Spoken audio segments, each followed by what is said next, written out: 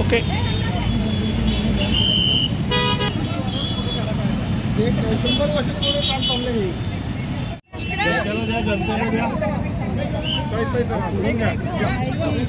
अध्यक्ष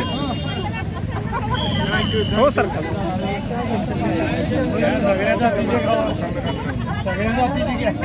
या प्रेस कॉन्फरन्सला आपल्या सगळ्यांचं मनपूर्वक स्वागत। आज एक विशिष्ट विषयासाठी आपल्या सगळ्या प्रसार माध्यमांना या ठिकाणी बोलवलेला आहे। विशेष आणि आनंददायी एवढ्यासाठी की भारताच्या इतिहासामध्ये भारताचे पंतप्रधान विश्वगुरु विकास पुरुष आदरणीय नरेंद्र मोदी साहेबांनी जे निर्णय घेतले धाडसाचे, या देशाच्या सर्वसामान्य नागरिकांच्या हिताचे, त्यातलाच एक निर्णय परवा मोदी सरकारनं घेतला, तो म्हणजे भारतामध्ये जातीनिहाय जनगणना करण्यात। जातीनिहाय जनगणना करणं खूप गरजेचं आहे असं मत भारत स्वतंत्र झाल्यापासून या देशातल्या प्रत्येक नेत्यांचं, प्रत्येक नागरिकांचं होतं। इंग्रजांच्या राजवटीमध्ये शेवटची जातनिहाय जनगणना 1936 ला झाली आणि त्याच्यानंतर कधीही भारत स्वतंत्र झाल्यानंतर जातीनिहाय जनगणना झाली नाही। जातीनिहाय अनेक वेळा सर्वेक्षण झालं, अनेक राज्यांनी जातीनिहाय जनगणना करण्याचा प्रयत्न केला, परंतु ती जनगणना योग्य होती किंवा समाजाला न्याय देण्यासारखी होती अशी परिस्थिती नव्हती, म्हणून ती कधीही लागू झाली नाही। खरं तर 2014 ला भारतीय जनता पार्टीच्या नेतृत्वात, नरेंद्र मोदी साहेबांच्या नेतृत्वात भारतीय जनता पार्टीचं सरकार केंद्रात आलं। दर 10 वर्षांना जनगणना होत असते आणि 2021 ला जातीनिहाय जनगणना करण्याचं ठरलं, पण कोरोनाच्या महामारीमुळे ती जनगणना थांबवण्यात आली। डॉक्टर मनमोहन सिंग पंतप्रधान असताना असाच एक ठराव घेण्यात आला होता की जातीनिहाय जनगणना करण्याचा, परंतु पी चिदंबरम यांनी त्याला विरोध केला आणि ती जातीय जनगणना थांबवण्यात आली। त्यामुळे पहिल्यापासून जातीय जनगणनेला काँग्रेसचा विरोध राहिलेला। त्या काळामध्ये सुद्धा जातीय जनगणना करावी अशी मागणी भारतीय जनता पार्टी नेहमी करत होती आणि आता त्याला मूर्त स्वरूप आलेलं। भारतामध्ये अनेक जाती, अनेक जमाती सुखानं गुण्यागोविंदानं सौहार्दाच्या वातावरणामध्ये राहत आहेत आणि सामाजिक एक बांधिलकी घेऊन सगळी लोक भारताच्या प्रगतीला हातभार लावत आहेत. परंतु गेल्या 70-75 वर्षामध्ये भारत स्वतंत्र झाल्यानंतर ज्या पद्धतीनं जातीय विषमता नष्ट झाली पाहिजे, जे छोटे छोटे समूह आहेत त्यांची संख्या निश्चित करून त्यांच्या आर्थिक उन्नतीसाठी पाठबळ दिलं गेलं पाहिजे, असं गेल्या 75 वर्षात झालं नाही. SC ST ही लोकसंख्या मोजली गेली, परंतु OBC लोकसंख्या मोजली गेली नाही, ओपनची लोकसंख्या मोजली गेली नाही. त्यामुळं जातीनिहाय जो समतोल या भारत देशाचा आहे त्याच्यामध्ये क्लॅरिटी नव्हती, सुसूत्रता नव्हती, स्पष्टता नव्हती.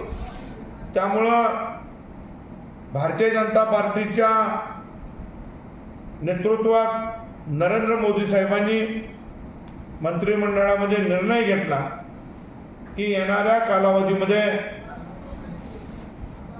भारतामधल्या सर्व जातीनिहाय जनगणना करायची आणि प्रत्येक जाती जमाती समूहाला शासनाचा लाभ कसा देण्यात येईल या संदर्भात निर्णय घेण्यात आला.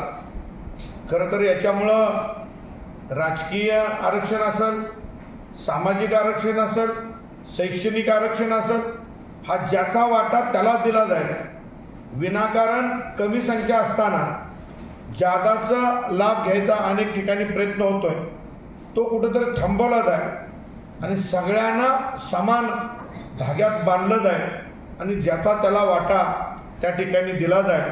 म्हणून अनेक वर्षापूर्वीची ही मागणी, अनेक वर्षापासूनची ही मागणी सातत्यानं भारतातले जनप्रतिनिधी करत आहेत आणि त्याला मूर्त स्वरूप या ठिकाणी नरेंद्र मोदींनी दिलं आणि परवा निश्चित केलं की भारतामध्ये येत्या काही दिवसामध्ये जातीनिहाय जनगणना करणार. आणि म्हणून आज सकाळी अख्ख्या भारतामध्ये, महाराष्ट्रामध्ये भारतीय जनता पार्टीच्या वतीनं जागोजागी पेढे लाडू वाटून या निर्णयाचं स्वागत करण्यात आलं, आनंदोत्सव साजरा करण्यात आला. खरं तर काँग्रेसच्या नेत्यामध्ये चढाओढ लागलेले की जातीय जनगणना ही आमच्या दबावामुळे सरकारनं केली. खरं तर तुम्हाला सगळ्यांना माहीत आहे की काँग्रेसचे जे वरिष्ठ नेते आहेत त्यांना आता भारताच्या म्हणजे भारत एकत्रित राहावा, भारत सार्वभौम राहावा यासाठी ते किती प्रयत्न करताना दिसत आहेत आणि आता एक नॅरेटिव्ह सेट करतायत की आमच्या दबावामुळं सरकारनं हा निर्णय घेतला. खरं तर नरेंद्र मोदी साहेबांनी 2014 नंतर या देशाला एकत्रित ठेवण्यासाठी, या देशाची प्रगतीची घोडदौड आणखी वाढवण्यासाठी आणि सर्व जातीय धर्माला एकत्रित ठेवून भारत हा विश्वगुरू बनवण्यासाठी, भारतामध्ये इन्फ्रास्ट्रक्चर मोठ्या प्रमाणात वाढीसाठी अनेक धाडसी निर्णय घेतले. त्यामध्ये अनेक ठिकाणी नेशन बिल्डिंगचं काम केलं, 370 सारखं कलम रद्द केलं, ट्रिपल तलाक या ठिकाणी आणला, NRC लागू केली आणि देशामध्ये सर्वजण एकसारखे आहे. अनेक जाती धर्माच्या लोकांना सुद्धा मानवता हा धर्म मानून सगळ्यांना एका प्लॅटफॉर्म आणायचं काम या ठिकाणी नरेंद्र मोदी साहेबांनी केलेलं आहे. आणि त्याच प्रकारचा, त्याच धर्तीवरला एक धाडसी निर्णय म्हणून या ठिकाणी जो गेल्या स्वातंत्र्यानंतर कधीच कोणी घेतला नाही तो निर्णय नरेंद्र मोदी साहेबांनी घेतलेला आहे. आणि म्हणून आज या पत्रकार परिषदेच्या निमित्तानं मी आपल्या सगळ्यांना, सगळ्या माध्यमांना विनंती करेन की हा जो निर्णय आहे, हा निर्णय नरेंद्र मोदी साहेबांनी घेतलेला आहे, तो जनतेच्या भल्यासाठी घेतलेला आहे, सर्व समाजाच्या भल्यासाठी घेतलेला आहे. त्या निर्णयाची माहिती आपल्याद्वारे सातारा जिल्ह्यातल्या प्रत्येक नागरिकांपर्यंत पोहोचवावी म्हणून खरं तर आज या पत्रकार परिषदेचं आयोजन केलं. दुसरा विषय की तुम्ही काल परवाच बघितला सर की नेहमी अनेक पक्ष आणि पार्ट्या भारतीय जनता पार्टीला शेतकऱ्यांच्या विरोधातली पार्टी म्हणून हिणवत असत, टोमणे मारत असत. परंतु काल एक निर्णय घेतला गेला की ऊसाच्या बाबतीत पश्चिम महाराष्ट्रामध्ये अख्ख्या देशामध्ये 10.25 रिकव्हरीला पहिलं 3400 रुपये FRP होती. आता त्यामध्ये 150 रुपयाची टनाला भरघोस वाढ केली. आता 3550 रुपये या ठिकाणी 1 टन ऊसाला आपल्याला मिळणार आहे. आणि म्हणून जे खोटा नॅरेटिव्ह पसरतात की भारतीय जनता पार्टी ही शेतकऱ्यांच्या विरोधातली पार्टी आहे, त्यांना मला ठासून सांगायचं आहे की FRP मध्ये वाढ 2014 पासून फक्त नरेंद्र मोदी साहेबांनी केलेली आहे. आणि त्यांच्या वाढीमुळंच ऊस उत्पादक शेतकऱ्यांना चांगल्यातला चांगला दर आपल्याला देता येतोय. तिसरी सगळ्यात महत्त्वाची आनंदाची बाब आहे आणि ती सगळ्यात तुम्हाला पण स्वाभिमानाची आहे, आनंदाची आहे. या ठिकाणी महाराष्ट्र सरकारला 100 दिवस पूर्ण झाले आणि 100 दिवसाच्या कार्यकालामध्ये आमचे नेते आदरणीय मुख्यमंत्री देवेंद्र फडणवीस साहेबांनी प्रत्येक मंत्र्यांना टास्क दिला होता, एक जबाबदारी दिली होती आणि त्याचा लेखाजोखा करून 100 दिवसामध्ये प्रत्येक मंत्र्यांचं रिपोर्ट कार्ड त्या ठिकाणी मांडण्यात आलं. आणि भारतीय जनता पार्टीचे नेते आणि बांधकाम मंत्री आदरणीय शिवेंद्रसिंहराजे भोसले यांच्या बांधकाम विभागाचं काम अतिशय उत्कृष्ट असल्यानं त्यांच्या विभागानं त्यांच्या मंत्रालयाला 2 नंबर रँक या ठिकाणी आजच्या मंत्रिमंडळात देण्यात आले. त्यामुळं सातारा जिल्ह्याच्या वतीनं मी मनापासून त्यांचं अभिनंदन करतो. आणि दुसरी आनंदाची गोष्ट म्हणजे ग्रामविकास मंत्री आदरणीय जयकुमार गोरेगाव यांच्या मंत्रालयानं या स्पर्धेमध्ये 4 नंबरचं मानांकन पटकावून ते सुद्धा अतिशय चांगलं कारभार या ठिकाणी त्यांच्या मंत्रालयाने केलेला आहे आणि त्याची पोच आदरणीय मुख्यमंत्र्यांनी दिलेले. मी या दोघांचंही आपल्यामार्फत सातारा जिल्ह्याच्या जनतेच्या वतीनं मनापासून अभिनंदन करतो आणि आपल्या वतीनं जिल्ह्याच्या वतीनं त्यांना पुढील काळात त्यांच्या हातून यशस्वी काम व्हावं अशी शुभेच्छा देतो आणि मी थांबतो.